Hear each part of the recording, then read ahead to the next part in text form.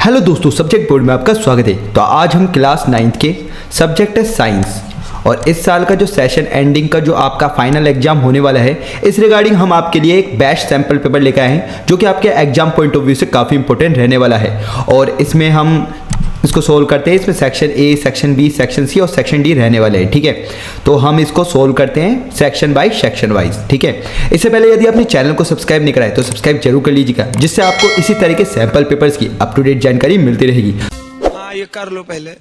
तो दोस्तों, अब हम सैंपल पेपर को सोल्व करते हैं। सबसे पहले देखो सेक्शन ए। तो सेक्शन ए में हमारा देखो ये क्वेश्चन है, फर्स्ट क्वेश्चन। देखो क्वेश्चन ये वाला है आपका, the molecular formula of potassium nitrate. तो ये सिंपल है, KNO3 होता है पोटेशियम नाइट्रेट का। ओके, अब देखो दूसरा क्वेश्चन है, sclerenchyma tissue are long, narrow and thicken due to. किसकी वजह से होता है? लिग्निन की वजह से। ठीक है, तो इन दोनों के तो आंसर हमने कर लिए। अब देखते हैं नेक्स्ट क्वेश्चन। तो नेक्स्ट क्वेश्चन है आपके पास, देखो what does the slope of the distance time graph give. तो देखो आपको जो स्लोप देता है ना, ये स्लोप ऐसे डिस्टेंस टाइम, ये डिस्टेंस हो गया, टाइम हो गया, इसका स्लोप देगा। तो डिस्टेंस अपॉन टाइम, और डिस्टेंस अपॉन टाइम क्या होता है? स्पीड। तो स्पीड देगा ही। ठीक है, अब इसके बाद है the solid which undergoes sublimation is. तो सब्लिमेशन क्या होता है कि सॉलिड से सीधा गैसियस फॉर्म में कन्वर्ट हो जाए वो, और इन सभी में से कौन सा है वो? नेफ्थलीन। ठीक है, आपने देखा होगा सफेद सफेद की गोली होती है जो टॉयलेट वगैरह में डालते हैं। ठीक है, वो सीधा सॉलिड से सीधा गैसियस फॉर्म में कन्वर्ट हो जाती है। ठीक है, अब देखते हैं नेक्स्ट क्वेश्चन। तो देखो नेक्स्ट क्वेश्चन है आपके पास, देखो नेक्स्ट क्वेश्चन है the law of gravitation describes the gravitational force between. ठीक है, तो आपके पास फॉर्मूला होता है ना, F बराबर G m1 m2 upon r square, ऐसा कुछ होता है। तो ये any two bodies having mass, ये ए ही आ जाएगा इसका, बाकी और होगा नहीं। ठीक है, तो any two bodies having mass, जिनके बीच में मास होता है उनके बीच में लॉ ऑफ ग्रेविटेशन को डिस्क्राइब किया जाता है। ये फॉर्मूले से भी आपको पता लग रहा होगा। ठीक है, नेक्स्ट क्वेश्चन है the sum of kinetic energy and potential energy. मतलब kinetic energy plus potential energy का जो सम आएगा वो हमको कौन सी एनर्जी प्रोवाइड करेगा। तो इसमें थर्मल नहीं, काइनेटिक नहीं, काइनेटिक पोटेंशियल तो ये तो होंगे नहीं, इन दोनों में से बताना। थर्मल तो होगा नहीं, तो इसमें क्या आ जाएगा? मैकेनिकल एनर्जी हमको बताता है वो। ठीक है, अब देखते हैं नेक्स्ट क्वेश्चन। तो देखो नेक्स्ट क्वेश्चन है आपके पास, नेक्स्ट क्वेश्चन है non uniform compositions of solution cold. तो नॉन यूनिफॉर्म जो होते हैं वो क्या कहलाते हैं? हेट्रोजेनियस। अगर यूनिफॉर्म होता तो होमोजेनियस। ठीक है, नेक्स्ट क्वेश्चन है विच of the following in figure does not represent Bohr's model of an atom correctly. ठीक है, तो बोर्स मॉडल के एटम को कौन सही से नहीं बता रहा। ठीक है, देखो बोर का मॉडल क्या होता था? 2n²। फर्स्ट शेल में अगर बात करें तो कितने इलेक्ट्रॉन भरे जाते हैं? 2। सेकंड की बात करें तो 2 to 4 2 8, सेकंड में 8। ठीक है, अब देखो फर्स्ट में 2 है और सेकंड में 8, लेकिन यहाँ पर कम है, कोई बात नहीं, ऐसे नहीं, 8 मैक्सिमम भर सकते हैं। ठीक है, अभी 4, ये 5 है, और भी आ सकते हैं। ठीक है, इधर देखो फर्स्ट शेल में इसने 4 भरा था, लेकिन फर्स्ट शेल में तो 2 आ सकते हैं, तो यानी कि ये वाला गलत। ठीक है, और इसने हमसे पूछा है डज नॉट, मतलब गलत वाले कौन कौन से। अब ये वाला भी सही है। ठीक है, और ये वाला देखो इसमें 8 से ज़्यादा, देखो यहाँ से गिनना शुरू करो, 1 2 3 4 5 6 7 8 9, और जब हमने बताया कि 8 ही भर सकते हैं इस शेल में, तो सेकंड वाली शेल में, तो ये वाला गलत। ठीक है, सेकंड और फोर्थ गलत है इसका, तो सी इसका करेक्ट आंसर है। ठीक है, अब देखते हैं नेक्स्ट क्वेश्चन। तो नेक्स्ट क्वेश्चन है आपके पास, देखो आपके पास है the mass number of the element is. ठीक है, मास नंबर है ना एलिमेंट का, वो किसके बराबर होता है? सम of number of proton plus neutron. जो अंदर होता है ना न्यूक्लियस के अंदर, वो प्रोटॉन और न्यूट्रॉन, ये इन दोनों का सम के बराबर क्या होता है? वो मास होता है। ठीक है, मास नंबर, ये बात ध्यान रखना। तो इसका करेक्ट आंसर क्या आ जाएगा? बी आ जाएगा। अब देखते हैं नेक्स्ट क्वेश्चन। तो आपके पास नेक्स्ट क्वेश्चन है, हाँ देखो, dash coined the term cell. Cell को किसने कॉइंड किया था? टर्म को, सेल टर्म को किसने करा था? रॉबर्ट हुक ने। ठीक है, अब नेक्स्ट है in plants dash tissues conduct food and water from one part to plant to other part. तो इसमें जाइलम और फ्लोएम होते हैं, और जाइलम फ्लोएम क्या होते हैं? आपके वेस्कुलर टिश्यू होते हैं, तो सी लगा दो इसका आंसर। ठीक है, तो इसमें बता देना किस टाइप के टिश्यू है, तो वेस्कुलर टिश्यू है, जिससे हमारे प्लांट में वाटर मिनरल का ट्रांसफर होता है। ओके, अब देखते हैं next, the physical quantity that has both magnitude and direction. तो जिसमें मैग्नीट्यूड और डायरेक्शन दोनों होती है वो क्या कहलाती है? वेक्टर। सिंपल है। अब नेक्स्ट है when a body vibrate it compresses the air surrounding and form a high density after density area known as, तो वो क्या कहलाता है कंप्रेशन, ठीक है। कंप्रेशन, रेयर फ्रैक्शन ये होते हैं, लेकिन इस केस में क्या आएगा कंप्रेशन, ठीक है। तो देखते हैं नेक्स्ट क्वेश्चन। तो नेक्स्ट क्वेश्चन है which one is not a source of carbohydrate. तो कार्बोहाइड्रेट का राइस तो होता है, मिलेट्स होता है और सोरगम भी होता है, ठीक है। तो इसका आंसर क्या आ जाएगा ग्राम, जो कि नहीं होता कार्बोहाइड्रेट का सोर्स, ठीक है। अब देखते हैं नेक्स्ट क्वेश्चन। तो देखो नेक्स्ट क्वेश्चन है आपके पास the process by which water moves through a semi permeable membrane from a region of high concentration to the region of low concentration। तो ये देखो इसमें क्या हो रहा है, वाटर का कंसंट्रेशन हो रहा है, गैस का नहीं हो रहा, ध्यान रखना, वाटर मूव्स हो रहा है, ठीक है। तो इस केस में आपका क्या आता है ओस्मोसिस, अगर गैस होता तो डिफ्यूजन आता, ठीक है। ये इसका आंसर हो जाएगा। अब नेक्स्ट करते हैं। तो नेक्स्ट क्वेश्चन है आपके पास, देखो goalkeeper in a football game pulls his hand backward after holding the ball short at the goal. This enables the goalkeeper to। तो इस केस में देखो गोलकीपर तुरंत उसको नहीं रोकता, धीरे धीरे अपने हैंड को मतलब पीछे ले जाता है और फिर रोकता है धीरे धीरे। तो वो क्यों करता है ऐसा, decrease the rate of change of moment, momentum को धीरे धीरे वो डिक्रीज करता है, जिस वजह से वो उसको चोट नहीं लगेगी, ठीक है, और वो आराम से इजिली होल्ड भी कर पाएगा। तो इसका करेक्ट आंसर क्या हो जाएगा 15 का बी। अब देखते हैं नेक्स्ट क्वेश्चन। तो देखो नेक्स्ट क्वेश्चन है आपके पास, नेक्स्ट क्वेश्चन है देखो poultry farming is undertaken to raise the following, ठीक है। तो पोल्ट्री फार्मिंग में क्या आएगा एग प्रोडक्शन और चिकन मीट, ये दोनों आएंगे, बाकी नहीं होगा, ठीक है। तो इसका फर्स्ट और थर्ड वाला पार्ट आ जाएगा, तो इसका करेक्ट आंसर क्या हो जाएगा ए आ जाएगा, ठीक है। अब देखते हैं नेक्स्ट क्वेश्चन। तो नेक्स्ट क्वेश्चन है इसमें देखो 17, ठीक है। इसमें असर्सन रीजन आपको बताना है, ठीक है। तो फर्स्ट असर्सन का क्वेश्चन है आपके पास, देखो plasma membrane is also known as selective permeable membrane, ये हमको पता है, ये एकदम करेक्ट है, ट्रू है, ठीक है। दूसरा है plasma membrane allows or permit the entry and exit of some material in and out of the cell. Plasma membrane allow करता है, परमिट करता है एंट्री, और सेमी परमेबल मेम्ब्रेन है, यानी कि ये भी ट्रू है। और ये जो रीजन है ना असर्सन को क्लेरिफाई कर रहा है, देखो यहाँ पे दैट लगा के करो, देखो membrane that plasma membrane allows or permit the entry and exit of some material in and out of the cell। तो यानी कि एकदम करेक्ट है असर्सन रीजन, ठीक है। और रीजन असर्सन को क्लेरिफाई कर रहा है, तो इसको ऑप्शन नंबर ए करेक्ट आ जाएगा इसमें, ठीक है। 18 वाला देखो असर्सन क्या दे रखा है, sugar and salt both are easily dissolve in water, ठीक है। शुगर और सोल्ट है ना, दोनों की दोनों डिजोल्व हो जाती है वाटर में, ठीक है, ये ट्रू है एकदम। Sugar and salt are solids hence it is easily dissolve in water, ठीक है, ये भी ट्रू है।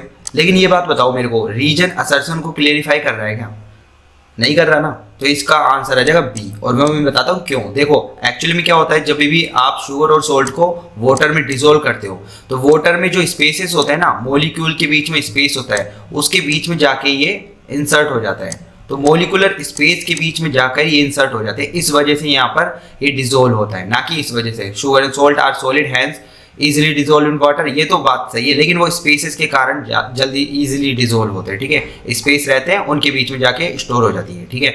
तो बी इसका करेक्ट आंसर है। Assertion true, reason true, but reason is not clarify assertion, ठीक है। अब 19 देखते हैं।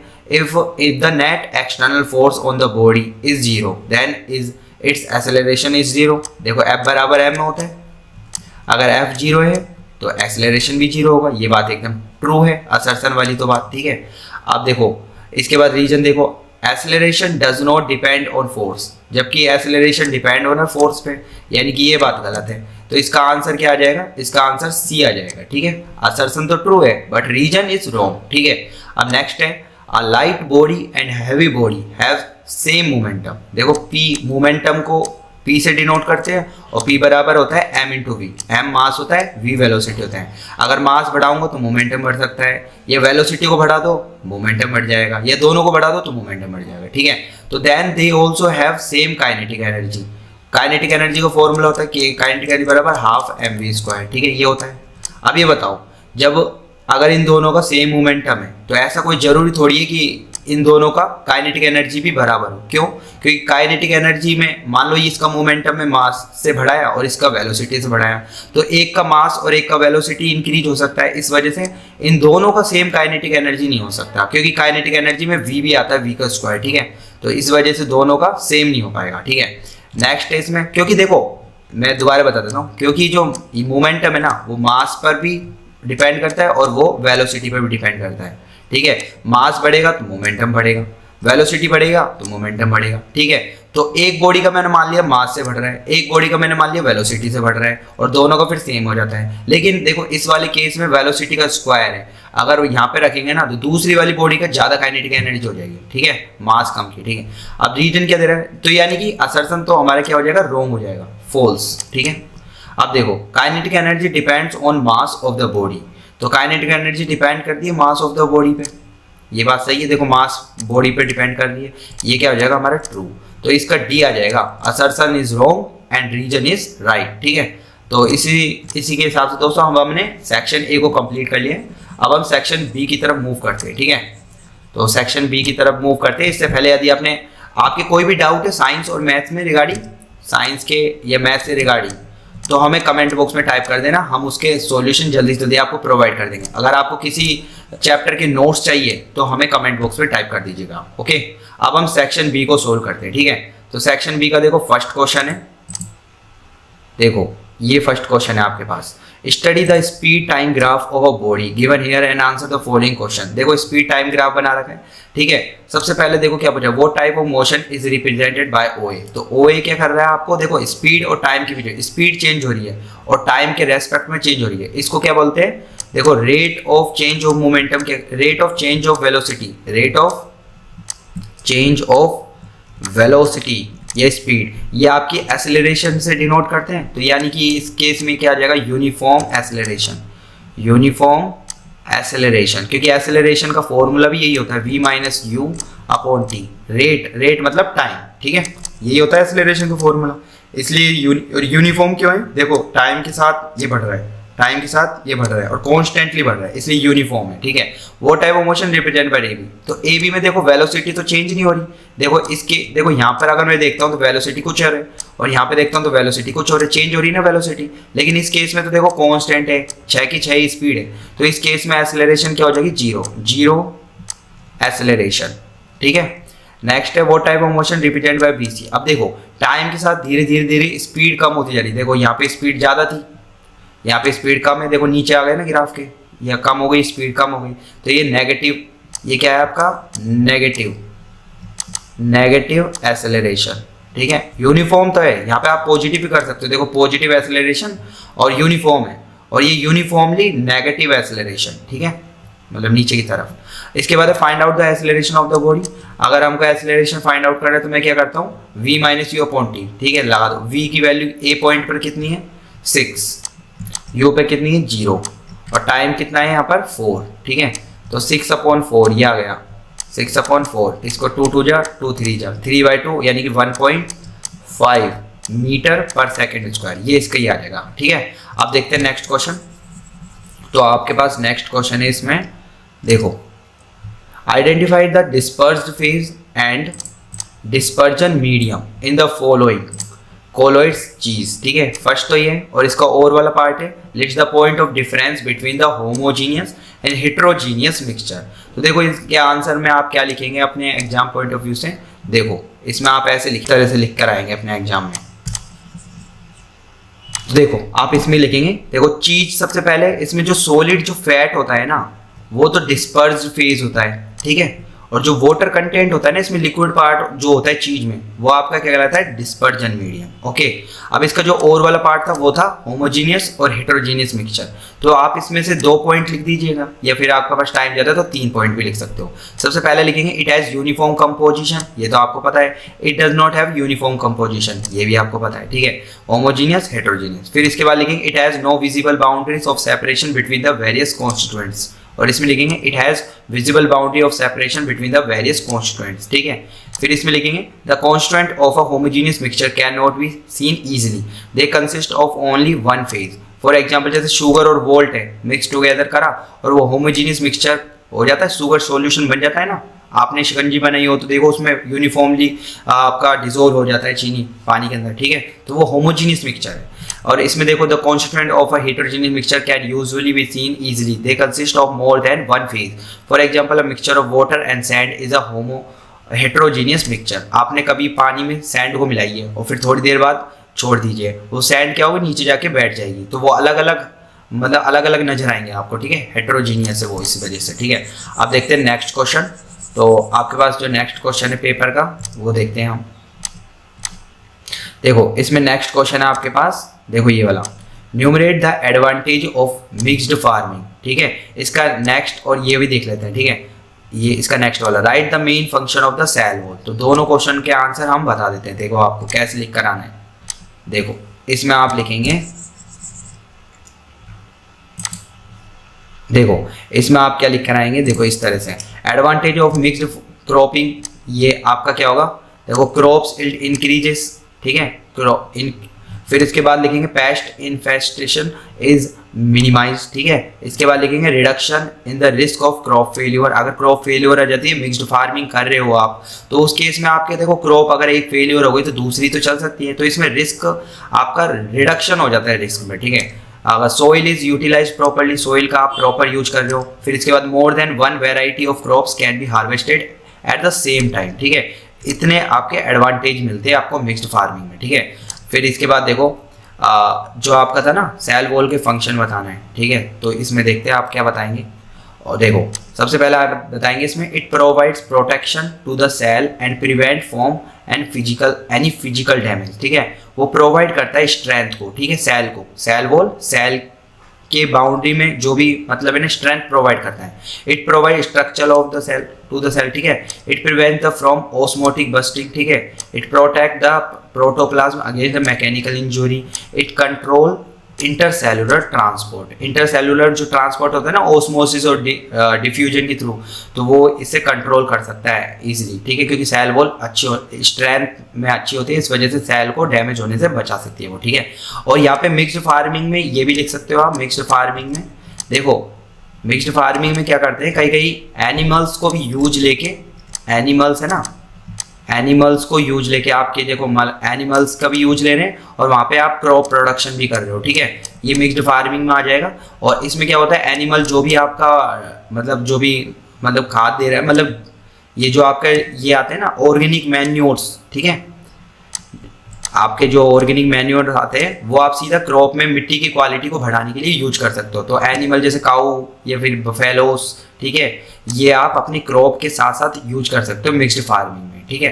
अब देखते हैं नेक्स्ट क्वेश्चन, ये वाला है, what are longitudinal wave, give 2 examples. और इसका और वाला पार्ट है, why is the ceiling of concert hall cinema halls made curve, ठीक है। एक ये क्वेश्चन, एक ये क्वेश्चन, इसका ये वाला भी देख लेते हैं। What is meant by composite fish culture, what is the basis of selecting of the different species of fish. तो इन तीनों को हम देख लेते हैं, ठीक है। इन तीनों के आंसर में आप क्या लिख के आएंगे, देखो तो आप इन तीनों में आपके एग्जाम में कैसे लिखेंगे, देखो देखो सबसे पहले देखो लॉन्गिट्यूडिनल वेव क्या होती है आपकी, देखो where the displacement of the medium is in the same direction, मतलब क्या होगा, जैसे लॉन्गिट्यूडिनल वेव क्या होती है, जिस डायरेक्शन में आपका डिस्प्लेसमेंट हो रहा है उसी डायरेक्शन में आपका ये मोशन होगा, ठीक है। Displacement of the medium in the same direction as the direction of travelling wave, जो वेव ट्रैवलिंग होती है डिस्प्लेसमेंट के सेम डायरेक्शन में हो गई, जैसे सुनामी वेव्स हो गई, सिस्मिक वेव्स हो गई, साउंड वेव्स हो गई, वाइब्रेशन इन स्प्रिंग्स हो गया, ठीक है। ये सारे एग्जांपल है लॉन्गिट्यूडिनल वेव के, ठीक है।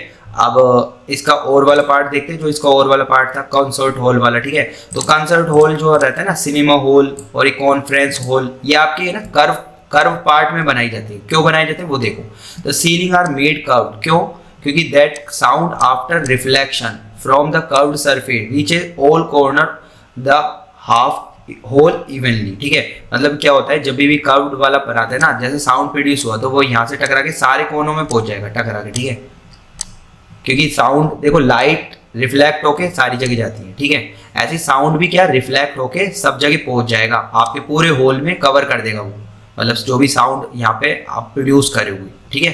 अब देखते हैं इसका नेक्स्ट वाला पार्ट जो हमने एक साथ पढ़ा था, ठीक है। उसमें नेक्स्ट क्वेश्चन था हमारे पास ये वाला, ठीक है, कंपोजिट फिश वाला। तो कंपोजिट फिश कल्चर वो प्रोसेस होता है जिसमें rearing different species of fish करते हैं इन द सेम एरिया और फिश पॉन्ड, सेम एरिया में की जाती है, ठीक है। All the species use the food available in the pond without competing with each other, ठीक है। Fishes are selecting in such a way that they have different food habits and do not compete with each other, ठीक है। As a result, nutrient present in all levels of ponds are used up. Usually fish जैसे इसमें example बता सकते हो आप, ये सारे एग्जाम्पल्स फिश के बता सकते हो आप जब आप कंपोजिट फिश कल्चर करते हो तो, ठीक है। अब इसी के साथ हमारा दोस्तों सेक्शन बी तो खत्म हो गया है। अब हम सेक्शन सी की तरफ बढ़ते हैं और सेक्शन सी के स्टेप बाय स्टेप क्वेश्चंस करते हैं, ठीक है। तो सेक्शन सी का जो हमारे पास फर्स्ट क्वेश्चन है इसमें ये वाला है, what are the constituent of milk, ठीक है। और इसमें सेकंड क्वेश्चन है, what is Tyndall effect, which of the following will show the Tyndall effect, salt solution, milk, copper sulphate solution, star solution. मतलब देखो पहला तो है मिल्क का, किस कॉन्स्टिट्यूएंट से मिलकर बना होता है, ठीक है। और दूसरा है टिंडल इफेक्ट क्या होता है, और इन सारे सॉल्यूशन में से टिंडल इफेक्ट कौन शो करता है वो हमें बताना है। तो दोनों हम पार्ट ले लेते हैं इसके 27 का। तो देखो फर्स्ट इसमें देख लेते हैं, सबसे पहले टिंडल इफेक्ट, ठीक है। तो देखो आपका जो टिंडल इफेक्ट होता है ना वो क्या होता है, यहाँ पे लिख रखा है। सबसे पहले देखो वो जो आपका मिल्क था वो देखो, मिल्क में आपका वाटर होता है, फैट होता है, प्रोटीन होता है और लैक्टोज होता है, ये और ये मिनरल्स होते हैं। ये सारी चीजें आपकी प्रिंसिपल कॉन्स्टिट्यूएंट्स होते हैं मिल्क के, ठीक है। और टिंडल इफेक्ट क्या होता है, scattering of light as a light beam passing through a colloid solution. Colloid solution से जब भी लाइट को पास करते हैं तो वो पाथ बनाते हुए नजर आती है लाइट, ठीक है।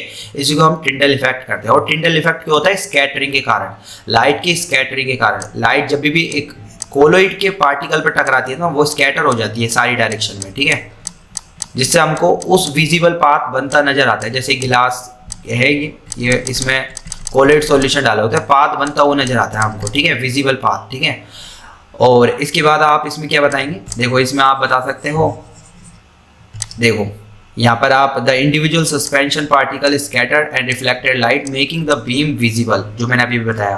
अब देखो वो जो सॉल्यूशन दे रखे थे ना उनमें से कौन कौन से कोल्ड सॉल्यूशन है, एक तो मिल्क है, एक स्टार्च, ये आपको ध्यान रखना है। मिल्क सॉल्यूशन और स्टार्च सॉल्यूशन आपके कोलोइड सॉल्यूशन होते हैं, ठीक है। और ये आपको टिंडल इफेक्ट शो करके देंगे, ठीक है। तो ये हो गया हमारा ए और बी। ए का आंसर तो मिल्क वाला था और बी का आंसर आपका टिंडल इफेक्ट वाला था।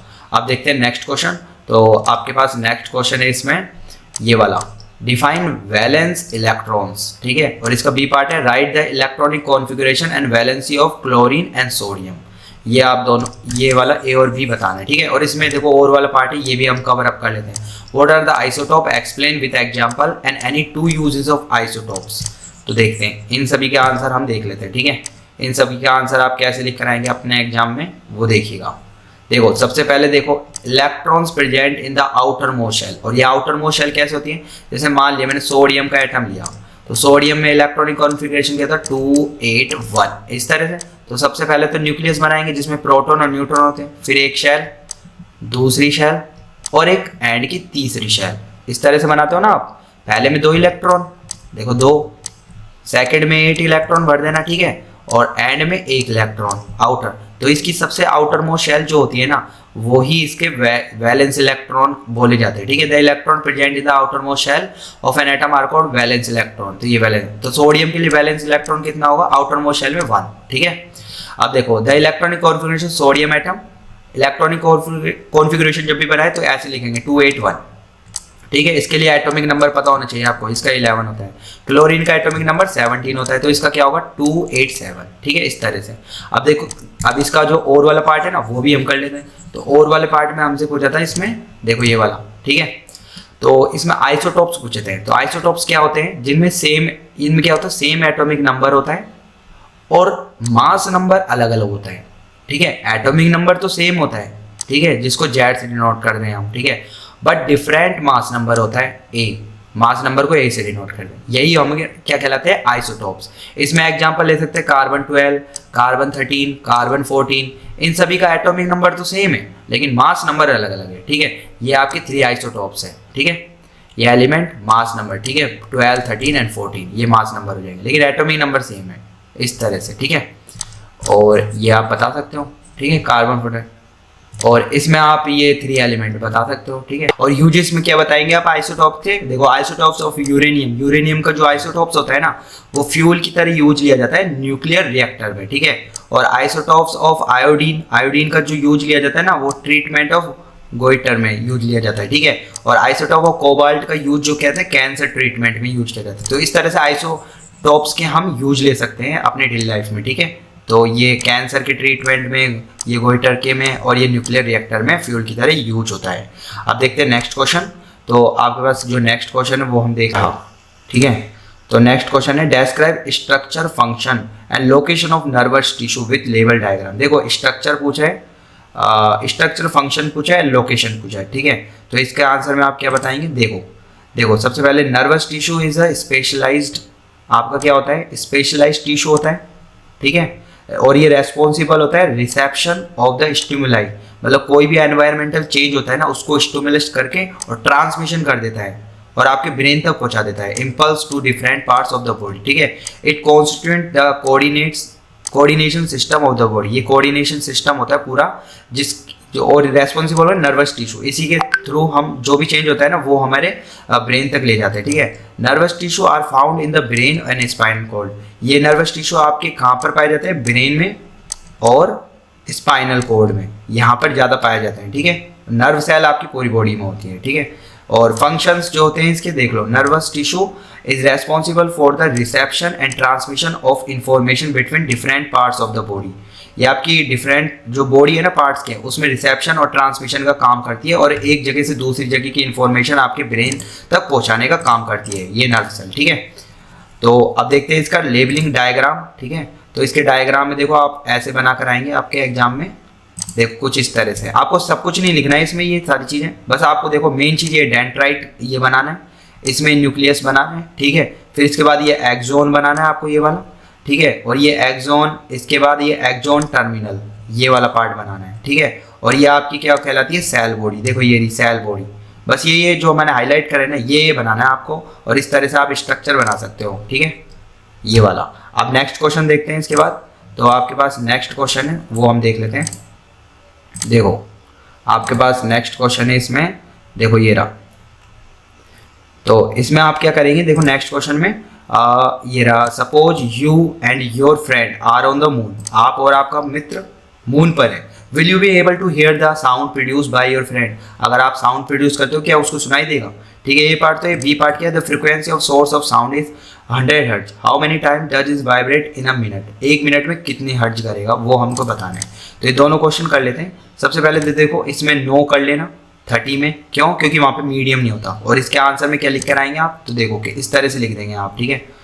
देखो इस तरह से ये लिखेंगे नो, सबसे पहले नो, ठीक है, because sound waves need a medium, sound waves को मीडियम की जरूरत होती है। अगर लाइट की बात हो तो लाइट तो नो मीडियम में भी चल जाता है, बिना मीडियम में भी ट्रेवल हो सकते हैं, लेकिन साउंड को मीडियम की जरूरत होती है through which they can propagate, ठीक है। Since there is a no material medium on the moon due to the absence of atmosphere you can not hear any sound on the moon, ठीक है। इस तरह से आप अपने एग्जाम में लेकर आ सकते हो, ठीक है। अब देखते हैं इसका नेक्स्ट पार्ट था ना जो बी वाला, वो हम देख लेते हैं। तो बी वाला जो आपका पार्ट था वो ये रहा, ठीक है।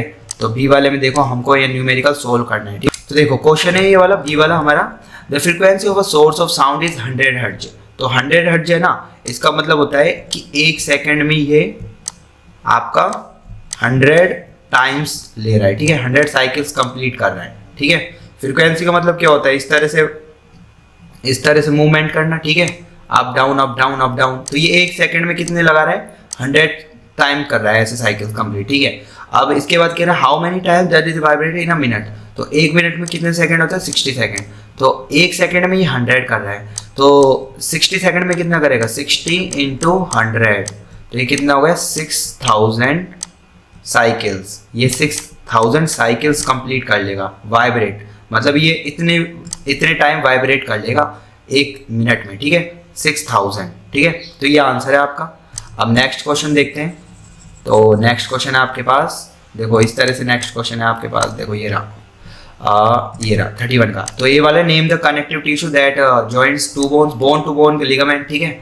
इसका आंसर आप देख लेते कैसे लिख कर आओगे। Mention one reason in the body where adipose tissue is present and state its one function, इसका फंक्शन भी बताना है। तो ए और बी देख लेते हैं हम, ठीक है, एडिपोज टिश्यू का और ये जो आपका बोन टू बोन जॉइन होता है ना उस टिश्यू के बारे में हम देख लेते हैं। तो इसके आप एग्जाम में देखो इस तरह से लिख कर आएंगे, देखो ये, तो आप इसमें बताएंगे सबसे पहले ligament is a fibrous connective tissue, ligament, ठीक है, that attach bone to bone, ठीक है, bone to bone and usually serve to hold structure together to keep them stable, ठीक है। इसके बाद इसमें लिखेंगे what is location function adipose वाला, ठीक है।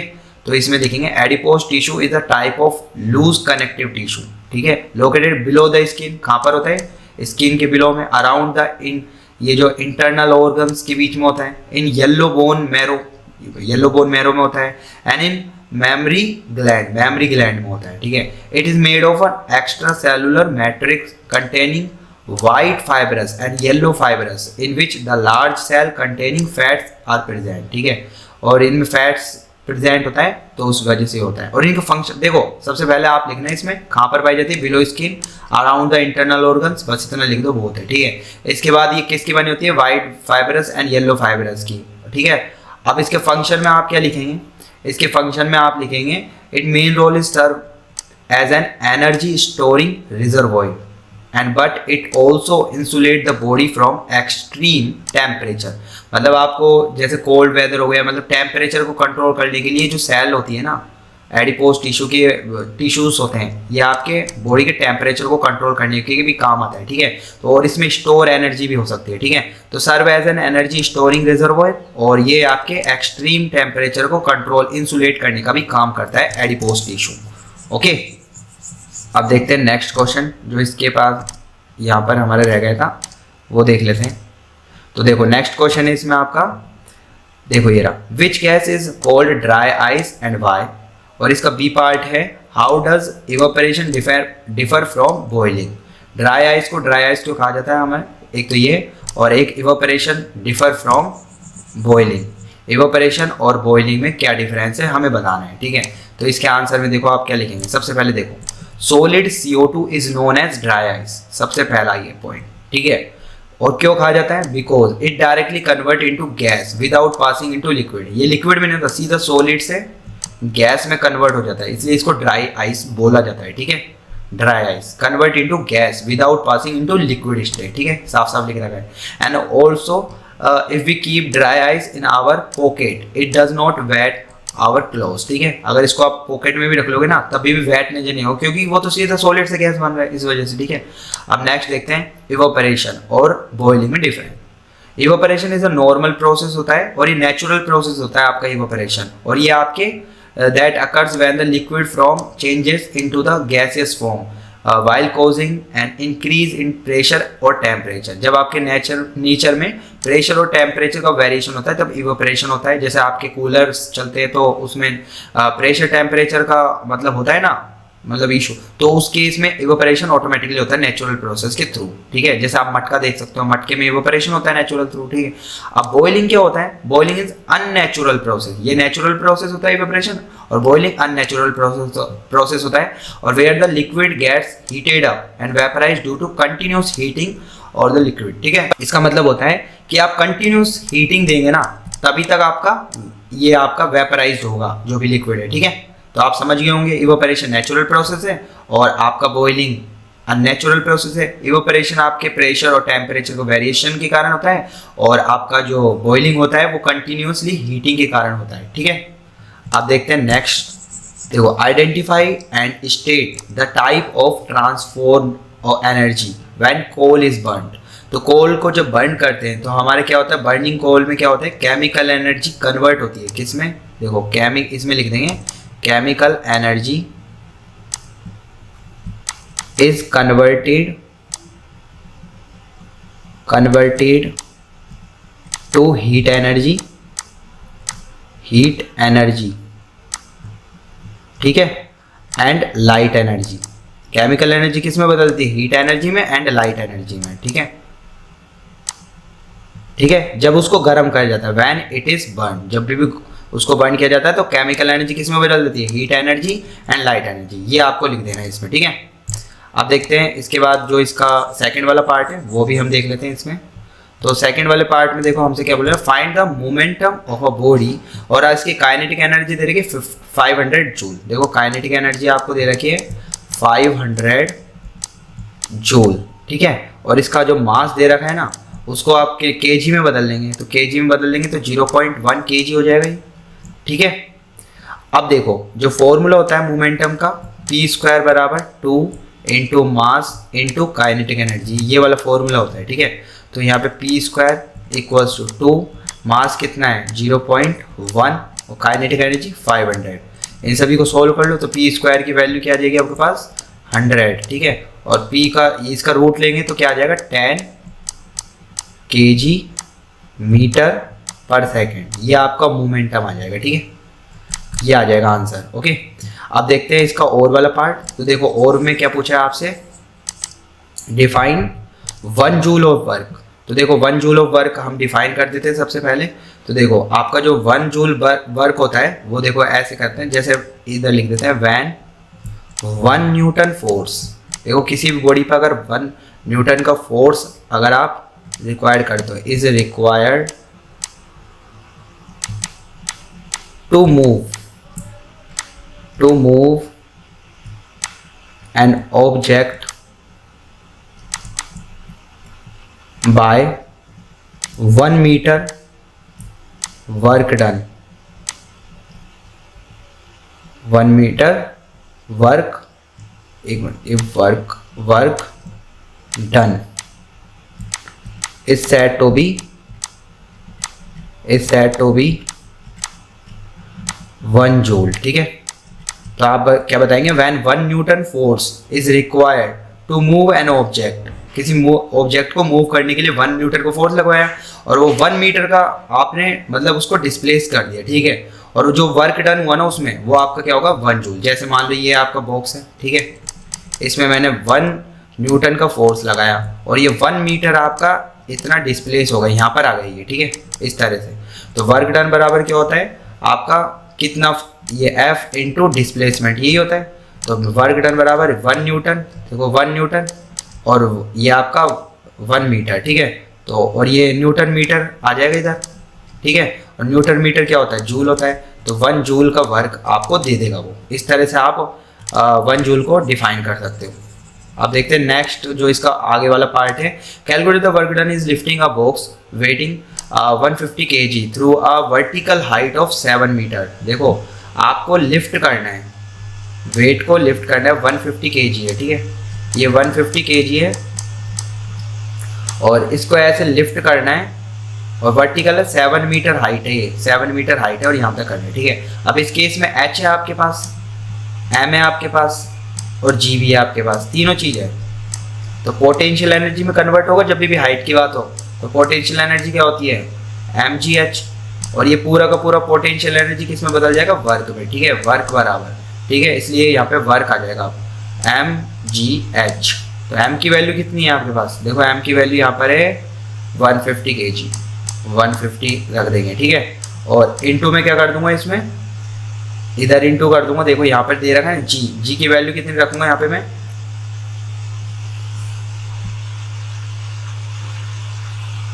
g की वैल्यू 10 रख दूंगा, ठीक है। और h वैल्यू कितनी है 7, ठीक है। अब इन सभी को इंटू कर देंगे तो 10,500 जूल, ये आपका आंसर हो जाएगा, ठीक है। तो अब हमने सेक्शन सी को भी फिनिश कर लिया दोस्तों। अब हम सेक्शन डी को सोल्व करते हैं। तो देखो सेक्शन डी का फर्स्ट क्वेश्चन है, right the name of compound represent by the following formula. ये आपको दे रखा है Al2SO4 का होल थ्राइस। तो इसको क्या बोलते हैं, एल्यूमिनियम सल्फेट, एल्यूमिनियम सल्फेट, ठीक है, ये इसका नाम हो जाएगा, ठीक है। दूसरा है H2S। तो H2S क्या होता है, हाइड्रोजन सल्फाइड, ठीक है। तो हम लिख देंगे हाइड्रोजन सल्फाइड, सल्फाइड, ये हमने लिख दिया हाइड्रोजन सल्फाइड। उसके बाद हमसे पूछा है क्विकलाइन हाइड्रोजन ब्रोमाइड। इसमें आपको एटम, ये एलिमेंट्स के नाम बताने हैं। जैसे क्विकलाइन में, क्विकलाइन क्या होता है, कैल्शियम ऑक्साइड। तो इसमें ये क्या होता है, कैल्शियम, कैल्शियम एंड ऑक्सीजन, ये तो हो गया क्विकलाइन में। और हाइड्रोजन ब्रोमाइड में क्या होता है, एक हाइड्रोजन होता है, एलिमेंट ही बताने, ठीक है, जो पूछा वो बता रहे, हाइड्रोजन। और ब्रोमीन, ये आपका ब्रोमाइड हो गया Br, ठीक है, ये आपका क्या होगा ब्रोमीन, ठीक है, इस तरह से हाइड्रोजन ब्रोमाइड। तो ये आप बता देंगे। तो इसके बाद आपसे पूछा है what are the polyatomic ion और गिव एग्जांपल, ठीक है। पॉली एटॉमिक आयन क्या होते हैं वो हम लिख देंगे। अब पॉली एटॉमिक आयन इसमें लिखेंगे, poly atomic ions is a group of atoms, group of atoms carrying a charge, carrying a charge। इसमें पॉजिटिव भी कर सकता है और नेगेटिव भी, ठीक है, पॉजिटिव और नेगेटिव, आप इधर पॉजिटिव नेगेटिव लिख देना, ठीक है। और इसमें 4, जैसे आप ये पॉजिटिव नेगेटिव, ठीक है। इसके बाद आप एग्जांपल्स लिख लेंगे इसके, जैसे आपका नाइट्रेट आयन हो गया NO3 माइनस, या फिर आप हाइड्रोक्साइड आयन हो सकता है OH माइनस, ठीक है, या फिर आपका और भी बहुत सारे हो सकते हैं, ये लिख देना, दो बहुत है एग्जाम्पल, एक्सेट्रा कर देना, ठीक है, नाइट्रेट आयन, ठीक है, और हाइड्रोक्साइड आयन, ठीक है। अब देखते हैं नेक्स्ट। तो देखो नेक्स्ट क्वेश्चन है इसमें, calculate the molecular masses of hydrogen. देखो हाइड्रोजन का निकालना है, तो ये देखो 2 बार आ रहा है 2, और एक हाइड्रोजन का क्या होता है एटॉमिक मास 1, ठीक है, तो इसका 2 AMU, U लिख देंगे सिर्फ, ये वाला मास हो जाएगा। फिर Cl2 क्लोरीन का 2 बार आ रहा है, तो 2 इंटू एक क्लोरीन का मास कितना होता है 35.5, इसको इंटू करेंगे तो 71 ये आ जाएगा, ठीक है। इसी तरह से आप इन सभी का निकाल लेंगे, आपका आ जाएगा। बस आपको पता होना चाहिए कार्बन का कितना होता है, जैसे 12 होता है कार्बन का, नाइट्रोजन का कितना होता है, जैसे नाइट्रोजन का आपका कितना होता है 14 होता है, ठीक है। इससे मास नंबर आपको ध्यान होना चाहिए। ऑक्सीजन का कितना होता है, ऑक्सीजन का 16 होता है, ठीक है। इस तरह से आपको मालूम होना चाहिए, ठीक है, ये सारे आप निकाल सकते हो, ठीक है, सिंपल है। अब देखते हैं नेक्स्ट। तो नेक्स्ट क्वेश्चन है आपके पास, देखो ये रहा क्वेश्चन नेक्स्ट। देखो ये दे रखा है 0.24 gram sample of a compound of oxygen and boron was found by analysis to contain 0.96 gram of boron. मतलब बोरोन का कितना है 0.096 ग्राम, ठीक है। और आपको ऑक्सीजन का कितना दे रखा है, ऑक्सीजन का दे रखा है 0.144 ग्राम, ठीक है। Calculate the percentage composition of the compound by weight. तो वेट के अकॉर्डिंग आपको परसेंटेज वेटेज निकालना है। और टोटल कितना है कंपाउंड का, ऑक्सीजन और बोरोन का मिला के टोटल आपको दे रखा है इसमें 0.24 ग्राम, ठीक है। अब ये सिंपल वैसे ही कॉन्सेप्ट लगाना है जैसे आपकी परसेंटेज निकलती है ना स्टूडेंट्स की, ऐसे, ठीक है। नीचे तो टोटल रखते हैं और ऊपर जिसका पूछा है उसका। जैसे आपको बोरोन का निकालना है, बोरोन का इस पूरे मतलब पूरे के पूरे जो भी आपको दे रखा है सैंपल, इसमें बोरोन का परसेंटेज निकालना है। तो आप क्या लिखेंगे यहाँ पे, मास ऑफ बोरोन अपॉन, ठीक है, मास ऑफ बोरोन और टोटल मास ऑफ कंपाउंड, ठीक है, इनटू 100 कर देना। अब देखो मास ऑफ बोरोन कितना है, देखो साफ साफ लिख रखा है ऊपर 0.096 और टोटल मास कितना है 0.24 और इनटू 100 कर देना। तो इसको सोल्व करोगे ना आप तो ये 40% आ जाएगा, ठीक है। और ऐसे ही ऑक्सीजन का निकालना आप, ऑक्सीजन का देखो मास ऑफ ऑक्सीजन ऊपर आएगा तो 0.144 करना और नीचे टोटल मास आएगा और इनटू 100 कर लेना। इसको सोल्व करोगे तो आपका 60% आ जाएगा, ठीक है। इस तरह से आप इसका निकाल सकते हो। अब देखो नेक्स्ट इसमें बता रखा है, ये 35 क्वेश्चन है। Make a comparison and write down ways in which plant cell are different from animal cell. और इसका और वाला पार्ट है, how does an amoeba obtain its food, explain with help of diagram. तो ये 2 क्वेश्चन हमको बता रहे हैं, तो देखो कैसे बताएंगे।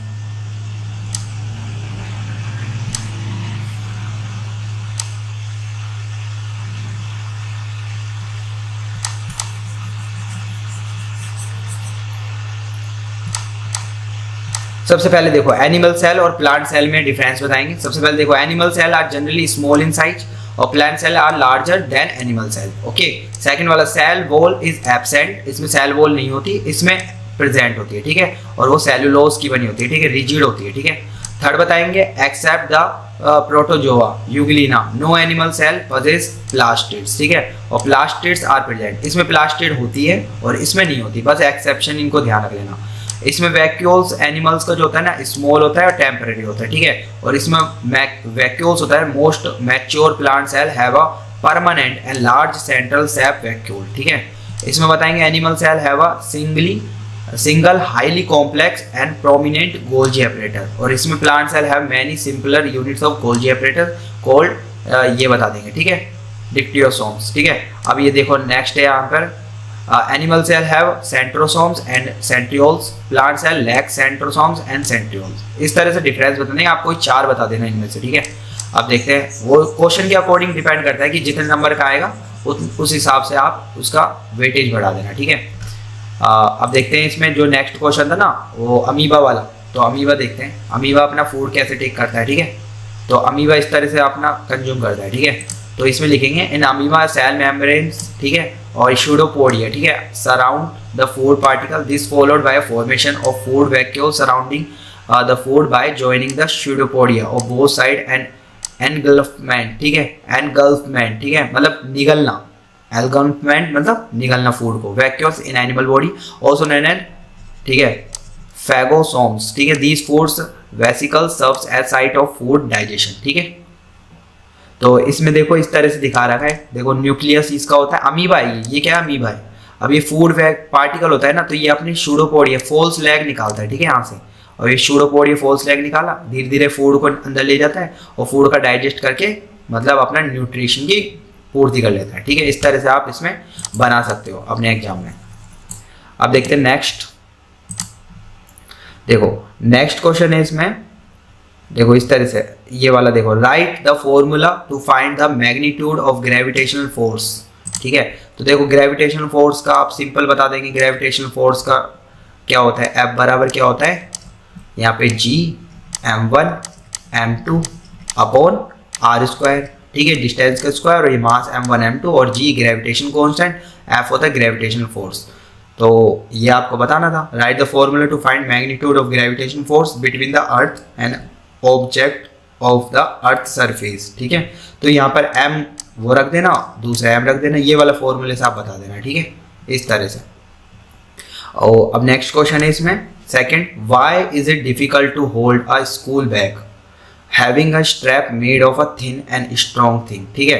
देखो इस केस में क्या होगा, जैसे मान लो देखो प्रेशर बराबर होता है फोर्स अपॉन एरिया, ठीक है, फोर्स अपॉन एरिया, अगर एरिया कम होगा तो प्रेशर ज़्यादा होगा, ठीक है, और एरिया ज़्यादा होगा तो प्रेशर कम होगा, ठीक है। तो अब देखो अगर मैंने शोल्डर पर ऐसे स्ट्रिप की बैग मतलब ऐसे लगा रखी, ठीक है, मतलब जो आती है ना बैग की डस आती है, ठीक है, स्ट्रैप्स, ठीक है, तो वो मैंने इस तरह पतली लगा रखी है, तो उस केस में मेरा प्रेशर ज़्यादा होगा क्योंकि एरिया कम है, ठीक है। और अगर एरिया इसको मैंने बढ़ा दिया, इसको मोटा कर दिया इतना यहाँ से डस्ट को, ठीक है, तो अब इस केस में प्रेशर कम लगेगा, तो उस केस में मैं शोल्डर को अच्छे से मतलब कर सकता हूँ, ठीक है। तो इसका आंसर में आप कैसे लिख कर आएंगे वो देखो इसमें the broad step of school bags reduce the pressure on the shoulder और ऑन द हैंड, जो मैंने आपको बताया ना वो कॉन्सेप्ट लगाना, P बराबर फोर्स अपॉन एरिया, ठीक है। स्ट्रैप का अगर एरिया ज़्यादा है तो प्रेशर कम लगेगा, ठीक है, शोल्डर पर, ठीक है। Increasing the area decrease the pressure, ठीक है। In case of thin strap, अगर पतली स्ट्रैप ले दी तो एरिया क्या हो जाएगा, कम, प्रेशर ज़्यादा हो जाएगा, area is small and the pressure is larger. तो इस ऐसे आप आंसर दे सकते हो अपने एग्जाम में, ओके। अब देखते हैं नेक्स्ट, देखो नेक्स्ट अब आपका सेक्शन डी तो खत्म ही हो गया दोस्तों, है ना, नहीं रुको अभी ये क्वेश्चन और बच रहा है, देखो ये वाला, ठीक है। What happen to the magnitude of the force of gravitation between two object if mass of object, ठीक है, ये भी कर लेते हैं हम, ठीक है। देखो F बराबर क्या होता है आपके पास, G m1 m2 upon r square, ठीक है। अभी इसने बोला है mass of one object is tripled, मतलब F डैश अगर मैं निकालूं, एक का मास क्या कर दूं, 3m1 कर दूं, समझ पाए आप, एक मास को ट्रिपल कर दिया मैंने, और दूसरा तो ऐसे रखा m2 अपॉन r स्क्वायर, समझ पा रहे हो आप। देखो one mass of one object, एक ऑब्जेक्ट का ट्रिपल करा है, ट्रिपल, ठीक है। तो ये क्या बन गया, F डैश बराबर 3 को आगे ले लो, G m1 m2 upon r square, और ये क्या चीज़ मानी थी आपने शुरुआत में, F माना था, तो F1 क्या हो जाएगा, ट्रिपल हो जाएगा, ठीक है, ट्रिपल हो जाएगा, फर्स्ट का आंसर है ये, ठीक है। अब सेकंड वाला देखो, सेकंड वाला क्या है, distance between the object is double, ठीक है, ये तो मैं मिटा देता हूँ एक बार, ठीक है। अब देखो सेकंड वाला कर लेते हैं, देखो r को क्या कर दिया इसने, distance between the object is double, distance बढ़ा दी, ट्वाइस कर दी, ठीक है, डबल कर दी। तो अब इस केस में फॉर्मूला क्या जनरेट होगा, F G m1 m2 और यहाँ पे r की जगह 2r का होल स्क्वायर, ठीक है। तो ये F डैश क्या हो जाएगा आपके पास, G m1 m2 और यहाँ पे 2 का स्क्वायर 4 और ये r स्क्वायर, ठीक है। अब देखो इसमें ये वाली चीज़ क्या है आपके, ये एफ ही है, तो मैं यहाँ पुट कर सकता हूँ एफ डैश बराबर एफ अपॉन 4। मतलब आपका जो फोर्स होगा ना, ग्रेविटेशन फोर्स, वो 1/4 कम हो जाएगा, ठीक है, इस केस में, बी वाले केस में, ठीक है। तो दोस्तों हमने सेक्शन डी कंप्लीट कर लिया, अब हम सेक्शन ई की तरफ बढ़ते हैं। तो देखो सेक्शन ई में इस तरह से आपको दे रखा है पैराग्राफ ऐसा, और इसमें से आपको बताना है, देखो इसमें क्या दे रहा है, सम ऑफ एक्शन लाइक मूविंग, ऐसे इस तरह से दे रखा है, can be control by our will, this part of body we can move by our own will, but some actions like blinking of eyes, contraction and relaxation of heart are not controlled by our action, ठीक है। तो इसमें देखो सबसे पहला question पूछा, name the type of action which is not under our control. तो इसमें आपके कौन से एक्शंस होते हैं, वो इनवॉलेंटरी, कौन से होते हैं, इनवॉलेंटरी एक्शंस होते हैं जो आप कंट्रोल नहीं कर सकते, ठीक है, इनवॉलेंटरी एक्शंस, ठीक है, जो आपके अंडर में कंट्रोल नहीं है, जैसे हार्ट बीट, ये रिलैक्सेशन, आई ब्लिंकिंग, ठीक है। सेकंड है the muscles which perform voluntary actions are called, voluntary actions जिससे मतलब कौन सी मसल्स होती है जिनको हम अपने विल के अकॉर्डिंग कंट्रोल कर सकते हैं, तो वो उसमें कौन सी मसल्स आती है, स्ट्रेटेड मसल्स, ठीक है, ये मसल्स होती है, ठीक है।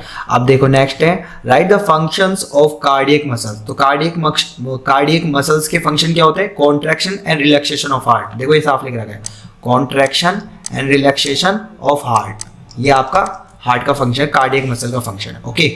तो अब देखते हैं नेक्स्ट। तो नेक्स्ट में आपके है, देखो इस तरह से आपको दे रखा है ये केस स्टडी, तो इसमें आपको देखो क्या बताना है, देखो इस तरह से दे रखा है आपको एटम, इलेक्ट्रॉन, इस तरह से बोर के बारे में बता रखा है, बोर मॉडल के बारे में, और आपसे पूछ रहा है द इलेक्ट्रॉनिक कॉन्फ़िगरेशन, और किसकी पूछ रहा है, देखो an atom of element has 3 electrons in its M shell, देखो एक के शेल होती है, एक एल शेल होती है और एक एम शेल होती है। मतलब के शेल फर्स्ट शेल में 2 इलेक्ट्रॉन भरे जाते हैं, एल शेल में टोटल 8 नंबर ऑफ इलेक्ट्रॉन भरे जाते हैं, और थर्ड जो शेल आती है ना वो एम शेल होती है, ये वाली के शेल, ये एल शेल और ये एम शेल। एम शेल में कितने भरे जाएंगे, 3, देखो यहाँ पे लिख रखा है 3 electrons, 1, 2 and 3 electrons which is outer most shell, right. देखो सबसे पहले इलेक्ट्रॉनिक कॉन्फ़िगरेशन लिख देना 2, 8, 3, ये होगा। उसके बाद एटॉमिक नंबर क्या होगा, 13, number of proton, number of atomic number के बराबर होता है 13, और वैलेंसी कितनी होगी इसकी, देखो आउटर मोस्ट शेल में 3 इलेक्ट्रॉन है ना, तो वैलेंसी भी कितनी हो जाएगी, 3। तो इस तरह से आंसर है। और अगर एलिमेंट का नाम पूछे तो 13 किसका होता है, एल्यूमिनियम का, ओके। अब देखते हैं नेक्स्ट। तो देखो नेक्स्ट क्वेश्चन है, देखो 2 strings XY are tied to the opposite faces.